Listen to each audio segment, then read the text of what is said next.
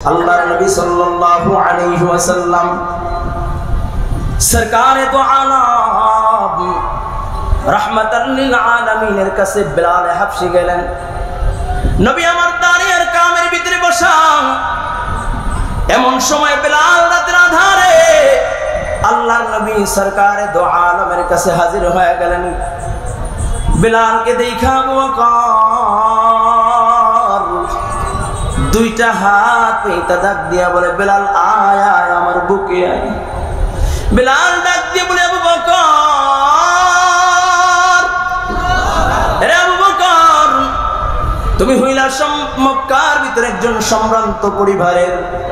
ও আবু বকর, তোমার মক্কার ভিতরে একটা দাম আছে, সম্ভ্রান্ত পরিবারের লোক তুমি, কিন্তু আমি বিলালের কোনো দাম নাই।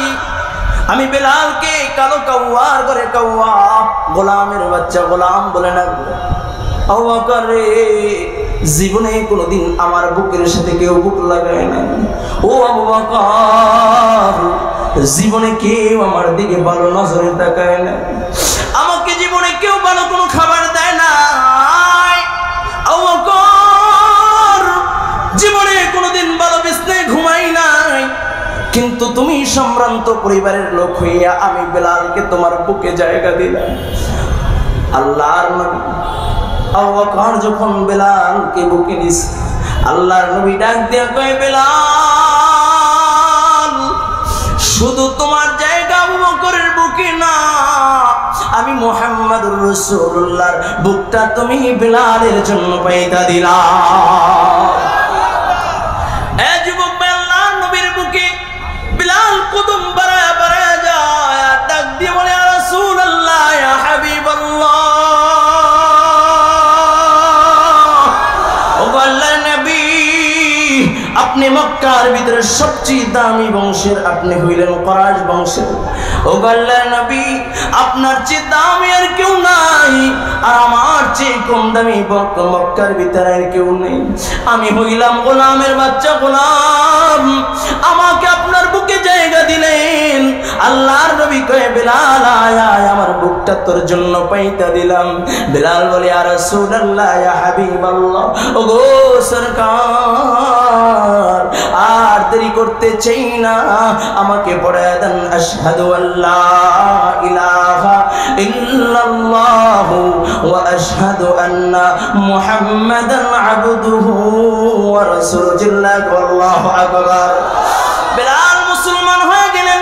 আল্লাহর নবীর সাহাবী বিলাল, নবীর সাহাবী বিলাল যখন রাতের আধারে আবার গোয়াল করে উমাইয়া ইবনে খালফের গোলাম যখন বাড়িতে চলে যায়, দিনের বেলা যখন বকরিগুলো যখন মরুভূমির ভিতরে চলে, রাতের বেলা বিকাল বেলা যখন বকরিগুলো আবার গোয়াল ঘরে ঢুকাবে, এমন সময় একটা উট আর একটা উটের কানের সাথে লাগায় কি যেন বলে, একটা বকরি আর একটা বকরির কানের সাথে লাগায় কি যেন ওটা বলে। কিতাবের ভিতরে লেখে, একটা উট আর একটা উটের কানের সাথে কান মুখ লাগায়া ডাক দিয়া বলে, আর ভিতরে যে পেশাব পায়খানা করবা না। বিলাল আর সাধারণ মানুষ নয়, বিলাল হলো আল্লাহর নবী মুহাম্মদুর রাসূলুল্লাহর সাহাবী। বিলালের দাম কেমন বেড়েছে এ যুবক ভাই, কেমনে বুঝাইলে বুঝবে রে বাবা। আল্লাহর নবীর হাতে হাত দেওয়ার কারণে যখন আল্লাহর নবী ফাতে মক্কা করলেন, মক্কা বিজয় করলেন, আল্লাহ পাক রব্বুল আলামিনের আদেশে আল্লাহর নবী যখন মক্কা বিজয় করলেন, আল্লাহর নবী সাহাবায়ে কিরামদেরকে ডাক দিয়ে বললেন, আমার সাহাবায়ে কিরাম, আমি তোমাদের কাছ থেকে জানতে চাই, এই বিজয়ের পরে তোমরা কি আনন্দ করতে চাও? সমস্ত সাহাবীরা আল্লাহর নবীর দিকে তাকায় বলে, ইয়া রাসূলুল্লাহ, ইয়া হাবিবাল্লাহ, ও নবীজি, আমাদের মনে চায় যখন হিজরত করে মক্কা থেকে মদিনার দিকে রওনা করেছিলাম, এই বাইতুল্লাহর সামনে দাঁড়ায়া 2 রাকাত নামাজ পড়ব, বেঈমানরা দেয় নাই। ও নবী, আমার মনে চায় আপনি হইবেন বাইতুল্লাহর সামনে ইমাম, আর আপনার পিছনে আমরা দাঁড়ায়া দাঁড়া 2 রাকাত নামাজ আদায় করব। চিল্লায় আল্লাহু আকবার। আল্লাহর নবী ডাক দিয়ে বলেন, সাহাবায়ে কিরাম বসে গেলেন। কেউ বলেন আবু বকর সিদ্দিক আজান দিবে, কারণ হইল আবু বকর এই কাবা চত্বরে মার খেয়ে অজ্ঞান অবস্থায় পড়ে রয়েছিল। কেউ বলে ওমর আজান দিবে, কেউ বলে আলী আজান দিবে, কেউ বলে ওসমান আজান দিবে। আল্লাহ পাক রব্বুল আলামিন জিবরাইলকে পাঠা দেয় আর ডাক দিয়ে কয়, জিবরাইল যাও যাও আমার বন্ধুর কাছে যায় সালাম জানাও, আর আমার বন্ধুকে যায় বলবা আজকের আজান দিবে কালো হাফসি গোলাম বেলাল। এ যুবক ভাই, নবীর সুন্নাত পালন করলে দাম কমে না, নবীর মুহাব্বত বুকে নিলে দাম কমে না, আল্লাহ পাক রব্বুল আলামিন তার দাম বাড়ায় দেয়। শুধু দাম বাড়ায় কেমন জানো নি? আসমানের সূর্য পর্যন্ত তার জন্য অপেক্ষা করতে থাকে। বলুন সুবহানাল্লাহ, আর জোরে বলো সুবহানাল্লাহ। লম্বা চূড়া কথা বলার সুযোগ নাই। খতিবুল উম্মাহ মাওলানা হাফিজুর রহমান সিদ্দিক কুয়াকাটা হুজুর আসবেন, আলোচনা করবেন। যুবক ভাইরা অল্প সময়ের ভিতরে আমি ছেড়ে দিব, দিলটা একটু নরম করে দাও, এই দিলের কানটা লাগায় দাও। ও যুবক ভাই, আজকে সিরাতুন নবী সাল্লাল্লাহু আলাইহি ওয়াসাল্লাম সম্মেলন, এখান থেকে যদি দুইটা ফোঁটা চোখের পানি ফেলিয়ে আল্লাহর দরবারে কান্না করে যদি বিদায় নিতে পারো, হয়তোবা কাল কিয়ামতের ময়দানে এই দুই ফোঁটা চোখের পানি নাজাতের জরিয়া হইতে পারে, ঠিক কিনা? ও যুবক ভাই, নবীকে কেমন ভালোবাসবা? নবী আমার বলে, লা ইউমিনু আহাদুকুম হাত্তা আকুনা আহাব্বা ইলাইহি মিন ওয়ালিদিহি ওয়া ওয়ালাদিহি ওয়ান নাসি আজমাইন। ও যুবক ভাই, আল্লাহর নবী সাল্লাল্লাহু আলাইহি ওয়াসাল্লামকে কেমন মহব্বত করবা? নবী আমার ডাক দেয়া বলে, ততক্ষণ পর্যন্ত সফল মুমিন হইতে পারবা না যতক্ষণ পর্যন্ত তোমার স্ত্রী, তোমার বিবি, তোমার সন্তান, তোমার মা, তোমার বাবা, তোমার ব্যবসা বাণিজ্য, তোমার চাকরি, তোমার সম্পদ, হাত্তাকে তোমার জানের চেয়ে বেশি আমি মুহাম্মদুর রাসূলুল্লাহকে ভালো না বাসবা, ততক্ষণ পর্যন্ত সফল মুমিন হইতে পারবা না। আমি যদি প্রশ্ন করি, আমি আমাকে প্রশ্ন করি, আমি যদি আপনাকে প্রশ্ন করি, এর যুবক ভাই, তোমার ভিতরে কি আল্লাহর নবীর মহব্বত বেশি নাকি মায়ের মহব্বত বেশি? তোমার ভিতরে আল্লাহর নবীর মহব্বত বেশি না স্ত্রীর মহব্বত বেশি? তোমার ভিতরে কি আল্লাহর নবীর মহব্বত বেশি না সন্তানের মহব্বত বেশি? প্রশ্নের জবাবে যদি এটাই আসে, আমার ভিতরে আমার মায়ের মহব্বত বেশি, আমার ভিতরে আমার বাবার মহব্বত বেশি, আমার ভিতরে আমার স্ত্রীর মহব্বত বেশি, তাহলে শুনে নাও, এখন পর্যন্ত সফল মুমিন হইতে পারো নাই। সফল মুমিন যদি হইতে চাও, সবচেয়ে বেশি মহব্বত করতে হবে মুহাম্মদুর রাসূলুল্লাহকে, ঠিক কিনা? আল্লাহ তাআলা বলেন, বন্ধু আপনি বলে দেন, কুল ইন কুনতুম তুহিব্বুনাল্লাহ ফাত্তাবিউনি ইউহিব্বুকুমুল্লাহ ওয়া ইয়াগফির লাকুম যুনুবাকুম ওয়াল্লাহু গফুরুর রহিম। আল্লাহ তাআলা বলে, বন্ধু আপনি বলে দেন, কেউ যদি আমি আল্লাহকে মহব্বত করতে চায়, কেউ যদি আমি আল্লাহকে পেতে চায়, কেউ যদি আমি আল্লাহকে ভালোবাসতে চায়, সেজন্য আপনি মুহাম্মদুর রাসূলুল্লাহকে ভালোবাসে, আপনি মুহাম্মদুর রাসূলুল্লাহর অনুসরণ অনুকরণ করে, আপনি মুহাম্মদুর রাসূলুল্লাহকে বিধি রেখে আমি আল্লাহকে পাওয়া কঠিন কেন সম্ভব নয়। ও যুবক ভাই, কেমনে আল্লাহর নবীকে ভালোবাসবা? আজকে মুখে মুখে আশিকের রাসূল দাবি করার লোকের অভাব নাই। বছরে একদিন ঈদে মিলাদুন নবী পালন কইরা কেক কাইটা নবীর মহব্বত জহির করার আশিকের অভাব নাই। কিন্তু বাবা, নবীর জন্য জীবন দেওয়া, নবীর জন্য রক্ত দেওয়ার আশিকের বড় অভাব, ঠিক কিনা যারা বলো? নবীর জন্য জীবন দেওয়ার আশিকের বড় অভাব। অথচ সাহাবায়ে কেরাম নবীর জন্য কিভাবে জীবন দিয়েছেন। আল্লাহর নবী সরকারে দো আলম রাহমাতাল লিল আলামিন নবী মুহাম্মদুর রাসূলুল্লাহ সাল্লাল্লাহু আলাইহি ওয়াসাল্লাম বিলালকে ডাক দিয়ে কয়, বিলাল মসজিদে নববীর ভিতরে, মসজিদে নববীর মিনারায় ওঠো, জিহাদের আযান দিয়া দাও। বিলাল মসজিদে নববীর মিনারায় উঠা ডাক দিয়া বলে, হাইয়া আলাল জিহাদ,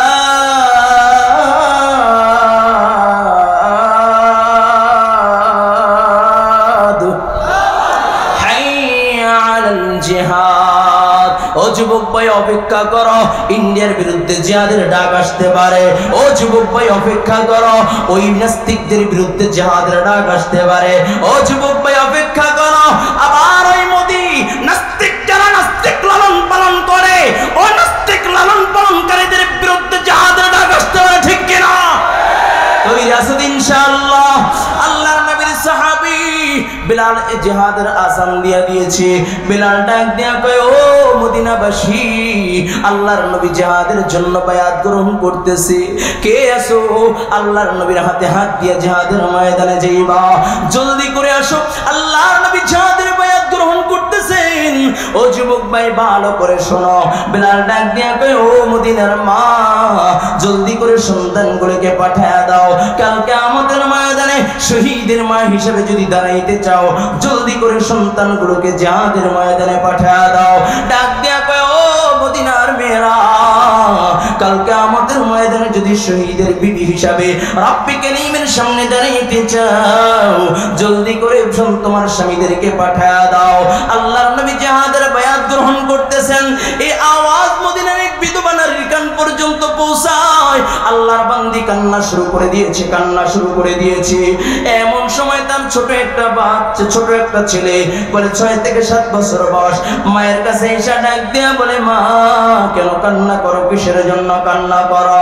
মহিলাটা ডাক দিয়ে বলে, বাবা শোনো না, বিলাল বলে হাইয়া আলাল জিহাদ। এরে বাবা, বিলাল জিহাদের আযান দিয়ে দিয়েছে, আমার যদি একটা সন্তান থাকতো রে বাবা, আমি আল্লাহর নবীর সাথে জিহাদের ময়দানে পাঠায়া কালকে আমাদের ময়দানে শহীদের মা হিসাবে আল্লাহর সামনে দাঁড়াইতাম। কেমন মোহাব্বত! ছেলেটা ডাক দিয়ে বলে, মা আমি কি তোমার সন্তান নয়? বলে, হ্যাঁ হ্যাঁ তুমি আমার সন্তান, অবশ্যই তুমি সন্তান। তাহলে মা ওয়াদা করতেছি, তোমাকে আল্লাহর জান্নাতে না দিয়ে আল্লাহ তোমাকে আমি আল্লাহ তাআলার আদালতে শহীদের মা হিসেবে দাঁড়া করাইব। চলো চলো মা, আমাকে নিয়ে আল্লাহর নবীর দরবারে চলো। মহিলাটা বাচ্চাকে নিয়ে আল্লাহর নবীর দরবারে হাজির। যে দেখে বিশাল বড় লম্বা লাইন, সাহাবায়ে কেরাম জিহাদে যাবে, বায়াত গ্রহণ করতেছে। লাইনে দাঁড়ায় গেলেন সাহাবায়ে কেরাম। বলেন, মা তুমি কেন লাইনে দাঁড়াইলা, কিসের জন্য লাইনে দাঁড়াই? এটা তো সাহাবায়ে কেরামের লাইন, মুজাহিদদের লাইন, মহিলা হয়ে কেন লাইনে দাঁড়াইলা? মহিলা ডাক দিয়া বলে, রাসূলের সাহাবীরা তাকায় দেখো, আমার কোলের ভিতরে একজন মুজাহিদ, যাকে আমি আল্লাহর নবীর সাথে জিহাদের ময়দানে পাঠাইব। সাহাবায়ে কেরাম ডাক দিয়ে বলে, মা এত ছোট বাচ্চাকে জিহাদের ময়দানে এলাও হবে না রে মা, এত ছোট বাচ্চা জিহাদের ময়দানে যেতে পারবে না। কথোপকথন করতেছে। আল্লাহর নবী ডাক দিয়া বলেন, সাহাবায়ে কেরাম কি হয়েছে?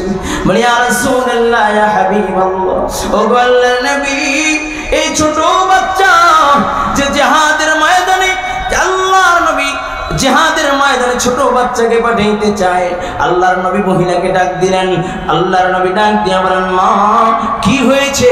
বলে, ইয়া রাসূলুল্লাহ, ইয়া হাবিবাল্লাহ, আমি আমার সন্তানটাকে শাহাদাতের শরাব পান করাইবার জন্য, আল্লাহর দ্বীন প্রতিষ্ঠার জন্য, আল্লাহর দ্বীন জমিনে বাস্তবায়ন করার জন্য আপনার হাতে বায়াত করায়া জিহাদের ময়দানে পাঠাইতে চাই। আল্লাহর নবী ডাক দিয়া বলেন, মা ছোট বাচ্চা জিহাদের ময়দানে এলাও হবে না। এত ছোট বাচ্চা যে তরবারির চেয়েও ছোট, তাকে জিহাদের ময়দানে নেওয়া যাবে না। মহিলাটা বলে, ইয়া রাসূলুল্লাহ, আমিও জানি আমার বাচ্চাটা ছোট, তবে জিহাদের ময়দানে কোনো কাজে না আসলেও একটা কাজে লাগবে। আল্লাহর নবী বলেন, কি কাজে? বলে, আল্লাহর নবী, আপনি যখন সেনাপতির দায়িত্ব পালন করবেন, আপনি যখন জিহাদের ময়দানে আপনি সেনাপতির দায়িত্ব পালন করবেন, কাফের মুশরিকরা আপনাকে টার্গেট করে তীর ছুড়তে থাকবে। ইয়া রাসূলুল্লাহ, ইয়া হাবিবাল্লাহ, ও আল্লাহর নবী, তখন আপনার আত্মরক্ষার জন্য একটা ঢালের প্রয়োজন হবে। আমার ছোট বাচ্চাটা এত ছোট, আপনি আমার বাচ্চাটাকে ঢাল স্বরূপ আপনার সামনে দাঁড়া করায় দিবেন। ডান দিক থেকে তীর আসলে ডান দিকে ধরে রাখবেন, বাম দিক থেকে তীর আসলে বাম দিকে ধরে রাখবেন, সামনের দিক থেকে তীর আসলে সামনের দিকে ধরে রাখবেন। ইয়া রাসূলুল্লাহ, ইয়া হাবিবাল্লাহ, এক একটা তীর আইসা আমার সন্তানটার বুকটা জাজরা জাজরা করে দিবে, আমার কোনো আপত্তি নাই। কিন্তু আমার সন্তানের বিনিময়ে যদি রাহমাতুল লিল আলামিন যদি অক্ষত থাকে, তাহলে আমার মতো খুশি জমিনের ভিতরে আর কেউ হবে না। আল্লাহর নবী ডাক দিয়ে বলেন, মা, এরে মা, আবেগ দিয়ে বাস্তবতা চলে না, যাও যাও দোয়া করে দিলাম, এরে মা দোয়া করে দিলাম, বড় হয় তোমার সন্তান জিহাদের ময়দানে যাবে, শহীদ হবে। ছোট মহিলা যখন বাচ্চা নিয়ে বাড়ির দিকে রওনা করলেন, কান্না করতেছে। ছোট বাচ্চাটা ডাক দিয়া বলে, মা কই যাইতেছো? আমি আল্লাহর নবীর সাথে জিহাদে যাইব। মা ডাক দিয়ে কয়, বাবা তোমাকে আল্লাহর নবী জিহাদের ময়দানে নিবে না। ছোট বাচ্চাটা মায়ের কোল থেকে লাফ দিয়ে নাই মা, একটা দৌড় দিয়েছে আর কয়, মা বিদায় দাও, বিদায় দাও, দেখা হবে ময়দানে মাহশরে আল্লাহর জান্নাতে। আল্লাহর নবীর সামনে হাজির, ডাক দিয়া বলে, ইয়া রাসূলুল্লাহ, ইয়া হাবিবাল্লাহ, ও আল্লাহর নবী, আমি জিহাদের ময়দানে যাইতে চাই। আল্লাহর নবী ডাক দিয়ে কয়, বাবা তোমাকে জিহাদের ময়দানে নেওয়া যাবে না। ছোট বাচ্চাটা কয়, ইয়া রাসূলুল্লাহ, ইয়া হাবিবাল্লাহ, কেন নিবেন না আমি তো জানি, তবে আল্লাহর রাসূল একটা সবক আমি আমার মায়ের কাছ থেকে শিখেছি, যদি একটু ইজাজত দেন আমি ওই সবকটা আপনার সামনে একটু বয়ান করে শোনাইতে চাই। আল্লাহর নবী বলেন, বলো বলো। ছোট বাচ্চাটা ডাক দিয়ে বলে, ইয়া রাসূলুল্লাহ, ইয়া হাবিবাল্লাহ, ও আল্লাহর নবী, আমি আমার মাকে দেখেছি সকালবেলা যখন চুলার ভিতরে আগুন জ্বালায়, ছোট ছোট লাকড়িগুলো চুলার ভিতরে দিয়ে এরপরে আগুন জ্বালায়, আগুনটা যখন দাউ দাউ দাউ দাউ করে জ্বলে ওঠে, এরপরে বড় বড় লাকড়ি দিয়ে আগুনটাকে স্থায়ী করে। ইয়া রাসূলুল্লাহ, ইয়া হাবিবাল্লাহ,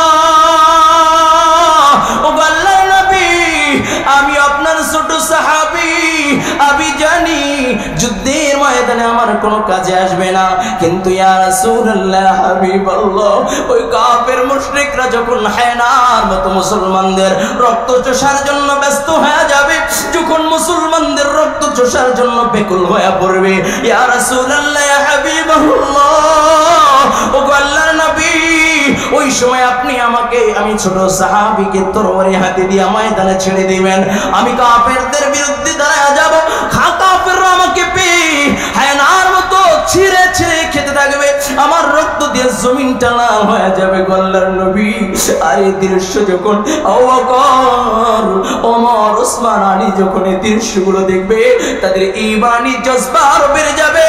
ও আল্লাহর নবী, আপনি আমাকে নিয়ে যান, আমাকে রেখা যাইয়েন না, আমিও আপনার সাথে আল্লাহর দ্বীন কায়েমের জন্য, আল্লাহর জমিন আল্লাহর দ্বীন প্রতিষ্ঠার জন্য যাইতে চাই।